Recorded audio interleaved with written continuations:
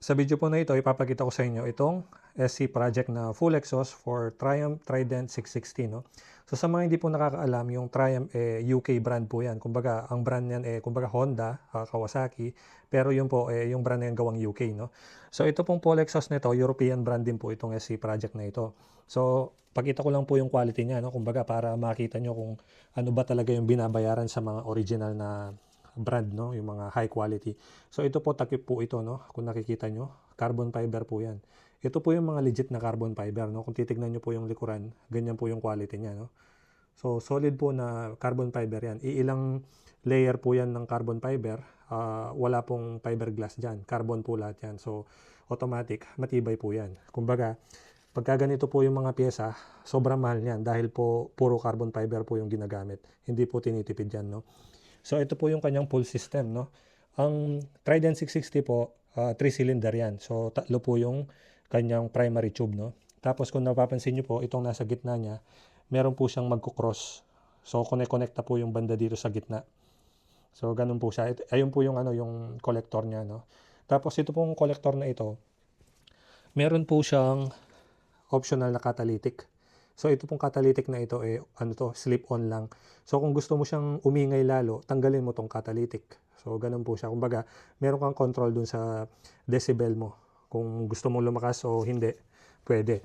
So ito pong exhaust na ito, ano po ito? Ceramic coated from the factory. Ibig sabihin, lumabas po sa factory na kulay black na siya, no? So heat resistant po yung coat na yan. Design po talaga sa mga full exhaust. Very high quality paint. Maliban po dun sa high quality yung brand, mapapansin nyo, pag nakikita nyo yung mga exhaust pagka sa actual, halos parang ayaw nyo nang gamitin. Gawa nga ng sobrang ganda po niya. So ito po, pakita ko po yung mga ibang kasama, no? Ang pinaka-interesting po sa mga ganitong pyesa, meron po silang mga ganito. Certificate of Authenticity. So kumbaga, ito yung mga luxury na pyesa.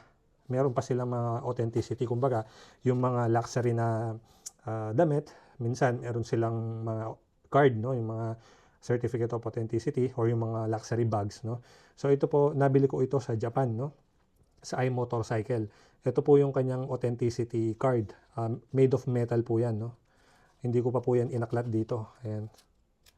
So, ayun, natanggal. Since natanggal, tingnan na natin. So, ayan po siya. Date of purchase po is 2022. No? So, ayan, ibalik ko na kasi nakaano lang naman yan, double-sided tape, no?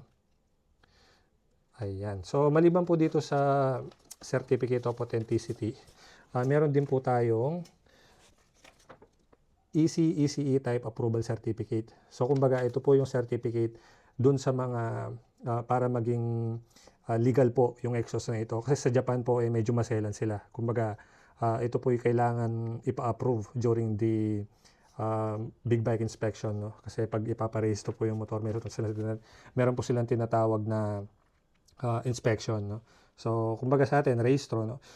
So, maliban po doon, ito yung mga kasama niya na accessory, no? Very high quality talaga. Ito naman yung mga sticker niya. Tapos meron siyang instruction manual. Maliban po dyan, meron siyang complete diagram with manual talaga. Kumbaga, installation manual, no? Ito kasi instruction manual lang yan. Kumbaga, introduction for the brand SC project. Then, apart from that, meron siyang mga ganito din, no? Assembly instruction. So, kumpleto. Lahat po ng kailangan nyo nandito na. So, ayan yung iMotorcycle documentation since doon po siya nabili, no?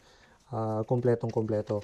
Bali, ang presyo po nito, nung nabili ko siya, Japan yen po kasi yung pinambili ko dito. Pero pag i-convert nyo sa pera natin, nasa 130,000 plus, no? Pero yung local SRP po nito sa Pilipinas is 130,000 flat. Flat po yun. Ang official distributor po ng Pilipinas ay yung Access Plus, no? Tinanong ko po sila dati kung magkano po yung ganito sa kanila. By order basis daw po. Ito kasi readily available siya. Kumbaga, ipipick up ko na lang pagka binili ko sa iMotorcycle, no? So, ayan po. Sana may natutunan kayo. Very high quality po yung mga ganitong exhaust, no? Kung makikita nyo, ayan, itong nasa loob nito. Ganyan po yung pagkaka-welding yan. Napaka ganda. Kumbaga, sulit na sulit po yung perang binabayad nyo sa mga branded. Yun po yung lagi kong sinasabi. So, yun lamang po for this video. Maraming salamat po.